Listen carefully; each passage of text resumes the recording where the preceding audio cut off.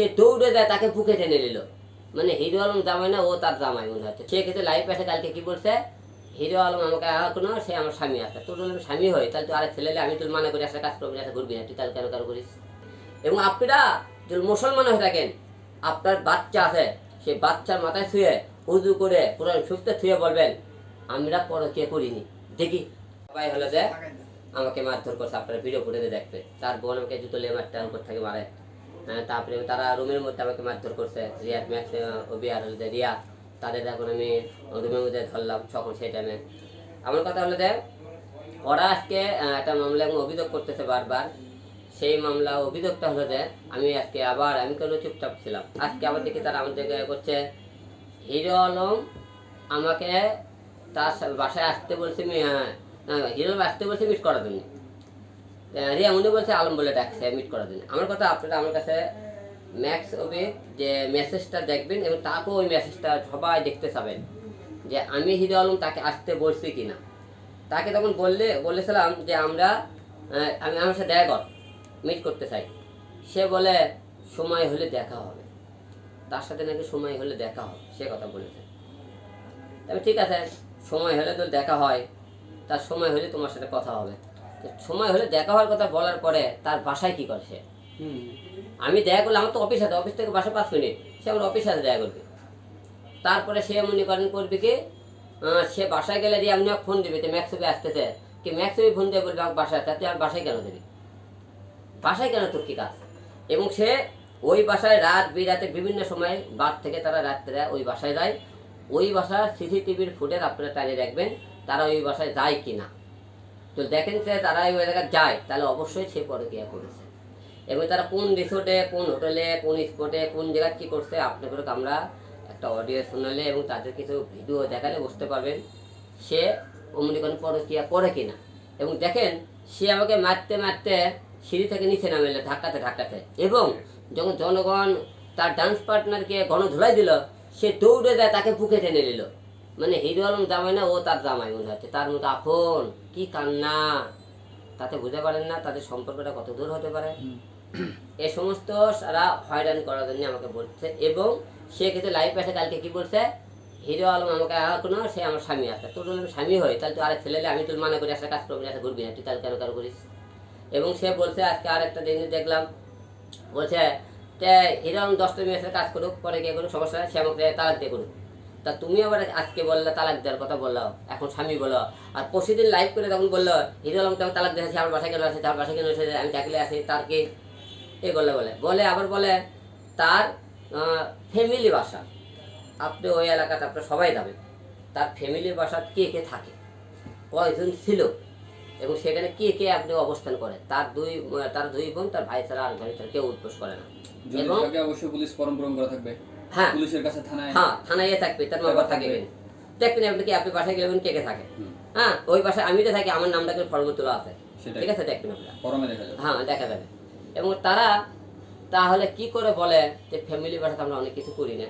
তো ফ্যামিলি বাসা এবং ওই এলাকার জনগণই বলবে আপনার দান দারোয়ান বলেন, ওই বাসার মহিলারা বলে, সবাই বলে না এই বাসায় এই ছেলে মাদের সাথে আসে। তারাই বলছে আপনার যেদিন গণধোলা যায় বিভিন্ন গণমাধ্যমকে তারা কেউ সাক্ষী প্রমাণ দিয়েছে। তাহলে তারা বারবার কেন আমার সম্মানহানি করতেছে, কেন মিথ্যে কথা বলতেছে? তা আলম ডাকছে, আলমই আসতে বলে আলমই আসে আসছে, তাহলে কেন বলা হচ্ছে আমার উপর? এবং হিরো আলম কেন বলছে বারবার সে আমরা পরে গিয়ে করি, কেন এই কথা বলতেছে? আমি তো আপনাকে সমস্ত বলেছি, সে আমার নামে সেই 2,000 ডাইরেক্ট তথ্য প্রদান করে দিক না কেন, সে পরে কে করছে, এইটা করছে ওইটা করছে, তাকে দিতে বলেন না কেন, দিতে পারে না কেন? খালি আপনি বলেন আলম ডাকছে সে আমরা কিছু করিনি, কয়েকদিন ধরে একই সিল দেখতেছেন আপনারা। সেটা তো আমি প্রমাণ দিচ্ছি তাদের, আমি ডাকিনি, আপনারা পরে কে করছেন প্রমাণ দিচ্ছে, আপনারা প্রমাণ করে দেন। আমার আপনারা প্রমাণ করে দেন সে আলম ডাকিছে, এই মেসেজটা আপনারা দেখে জনগণ প্রমাণ করে দেন। এবং আপনারা যদি মুসলমান হয়ে থাকেন, আপনার বাচ্চা আছে, সেই বাচ্চার মাথায় ছুঁয়ে উজু করে কোরআন শরীফটা ছুঁয়ে বলবেন আমরা পরকীয়া করিনি। দেখি আর আমি বলবো, ওই বলে আমি কলে তুই ইতি সাথে পরকীয়া করছি, আমি সরক্ষণ ই করছি, আমি হলে দে কোরআন শরীফটা নিয়ে 3 বাচ্চা নিয়ে বলছি আমি পরকীয়া করিনি, আমি কোরআন শরীফটা বলছি, তোরা বল। তারা বলে না, তাহলে ওরা করেছে। এবং অনেকে বললে হচ্ছে আপনি কসম খান কে আর কোরআন শরীফের কথা বলেন কে? দেখেন আমার পিছনে একটা মামা নাই, একটা খালু নাই, একটা অর্থ টাকা পয়সার লোক নাই, একটা কোনো নেতা খেতা নাই, আমি একলা চলি লড়াই করে। আমাকে আল্লাহ ছাড়া তো আমি কার কাছে বিচারটা দেবো? আল্লাহ ছাড়া আপনি কী করে আমি প্রমাণ করে দেখাবো যে আমি এই কাজ সমস্ত করিনি, এই সমস্যার মধ্যে নাই? তাই আমি অনেকটা আমি প্রমাণকে দাও নিয়ে কষ্ট করতে বলি কসম দিয়ে, যে আমি বলে তাদেরকে বলতে বলে, তারা ফেরেশতা হলে তারা কসম দিয়ে বলে না কেন ভাই? বলে আমি এটা সমাধান শেষ করতে চাইছিলাম কাদা সরাসরি, কিন্তু সে আমার সাথেও কথা বলে, আমার সাথেও একটা পরে পরে কথা বলে ম্যাক্সও বিকলে দেখে বিভিন্ন জায়গায় চলে যায়। সে মানে আমাকে ব্যবহার করতে চাইতেছে, ট্যাপে ফেলে। এবং আমাকে দেখেন ট্যাপে ফেলে, সে আমার প্রতি মনে করেন বউ বলে নিজে বলে দাবি করছে। আবার কালকে দেখছে, আজকেও দেখছে। তো দাবি করলে তো আমার নামে সে 12 লাখ টাকা আর মনে করেন মামলা দিল কেন?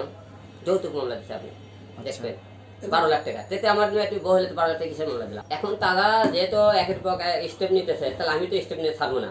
তারা যত লাফাবে আমি তত মনে করি তাদের পিছনে ধর্ম।